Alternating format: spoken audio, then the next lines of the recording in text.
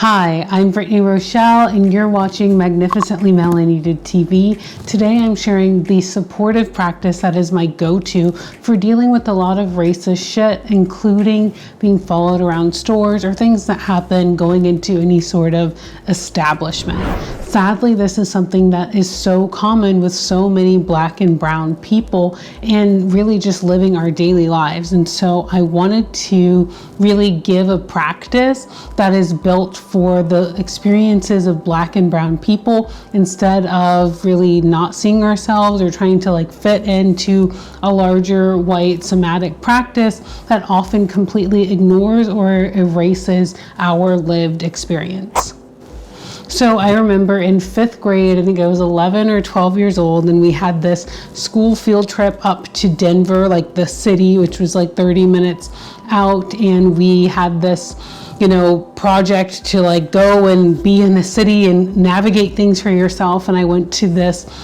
bakery with a white friend of mine, and I remember ordering a sandwich, and they were like, no, breakfast is over. We aren't selling that anymore. It's now lunchtime, and so you can't order that. So I was like, okay, I really wanted that sandwich. And then I literally had my white friend later on, even later in the day, even further past breakfast time, order that same exact sandwich, and they sold it to her with no problem. And that was, I remember even as a child knowing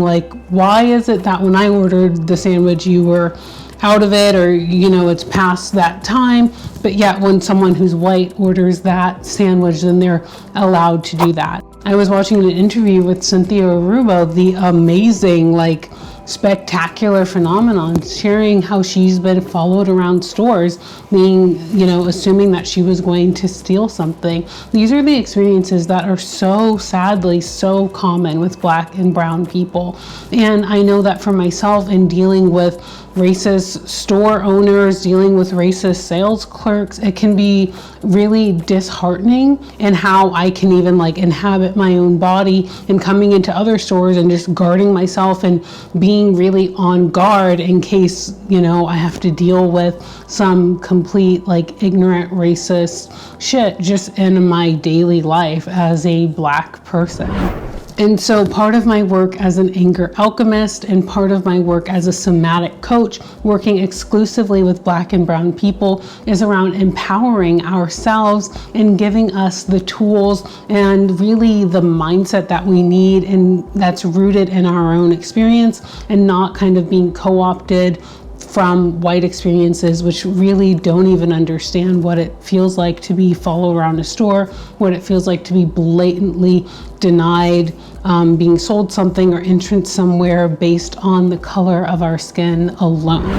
And so the somatic practice that I have for you today, which is completely free, is one that really guides us into getting in touch with our own body and the impact that racist events like this have on our own body. I think one of the most incredible things for me is learning that this same Black body that got denied entrance to places, that got denied service in restaurants, is the same one that I bring when I show up with my friends, when I show up in a sexual situation, when I show up in a job interview, and really that all of these experiences actually deeply imprint into our nervous system and into our bodies. And so the practice that I want to share with you today is all around really having a somatic, a body-centered approach to really gently, lovingly bringing awareness and healing to these experiences that we carry in our DNA as we go throughout our day. So the practice is essentially a guided meditation that really encourages you to do breath work.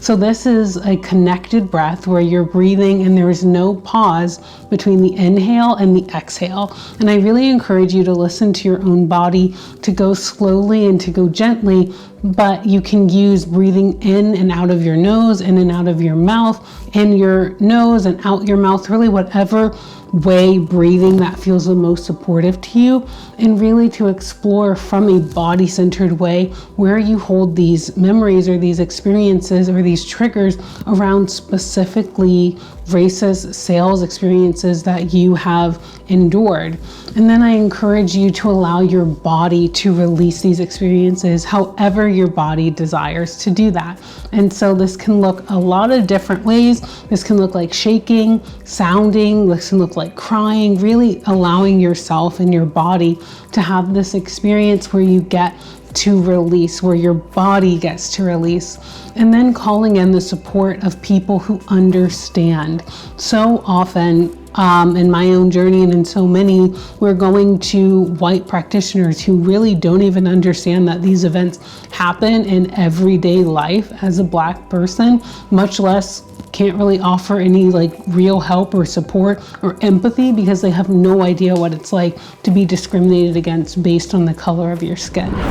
So in my meditation, I guide you through calling in any supportive ancestors, people who have helped you on your way. And for me, working with the ancestors is so important in living a magnificently melanated life and being an anger alchemist, because in my own experience and those of so many of my clients, these are people who understand what it feels like to face discrimination, to understand what it feels like to face blatant, really like dehumanization and indignities on a regular basis, and to really connect with the love, with the strength and the resilience that they literally embodied in their time on Earth, and really using that as the strength and as a source of support to help encourage us and to help heal us and our own current present day struggles. And I think that this practice, although it's simple, it's just about 10 to 15 minutes done over and over again, is so incredibly powerful, and it can bring back such a sense of strength, power, connection to something greater than you, connection to your lineage, connection to your ancestors, and really a sense of empowerment, which racist experiences are strategically meant to try to disempower you. It's my personal belief, as much as society tries to bring down Black and brown people, which it does in a systemic, really calculated approach, just as diligently, we have to really be in charge of loving, nurturing, and healing our own nervous systems and those that we love and those of our community in order to rise and to be resilient and to really thrive and to live a magnificently melanated life. So if this resonates with you, or if you'd like to check out this 15-minute guided practice that I mentioned, I invite you to click the link below because I have it linked. It's totally free. I would love to know what you think about it and your own experiences doing somatic work that's really specifically rooted in a melanated body's experience in a colonized world. So let me know what you think. If you want to get even more amazing content like this that's really targeted towards your own experience and that doesn't erase it in a super whitewashed, colonized somatic practices, then I invite you to check out my absolutely free ebook called Melanin, A Reclamation, where I share my own story, so much of my own journey in white people's somatic work and colorism and skin bleaching and all of the things, and the way I use real body-based tools to love myself in a world that continually shows me over and over again that I'm not loved and not valued. So check that out, and I also invite you to check out way more of my videos, and I'd love to hear your feedback. Thank you so much for watching.